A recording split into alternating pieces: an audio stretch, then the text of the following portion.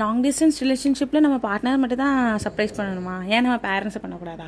இதை எனக்கு புரிய வச்சது தான் இந்த சிஸ்டர். ஸோ அவங்க வந்து சுவிட்சர்லாண்டில் இருக்காங்க, அவங்க பேரண்ட்ஸ் வந்து தூத்துக்குள்ளே இருக்காங்க போல்.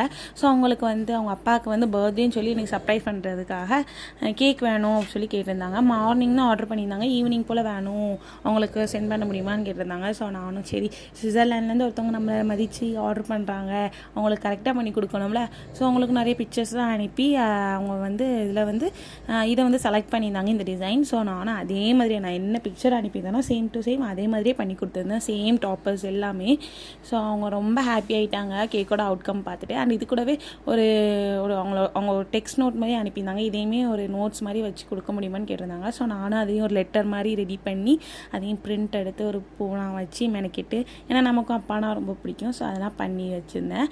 அண்ட் இந்த கேக்கோட அவுட்கம் பார்த்துட்டு அவங்களுக்கு ரொம்ப பிடிச்சி போச்சு. ஸோ இந்த மாதிரி கேக்ஸ் உங்களுக்கும் ஆர்டர் பண்ணால் கண்டிப்பாக டிஎம் பண்ணி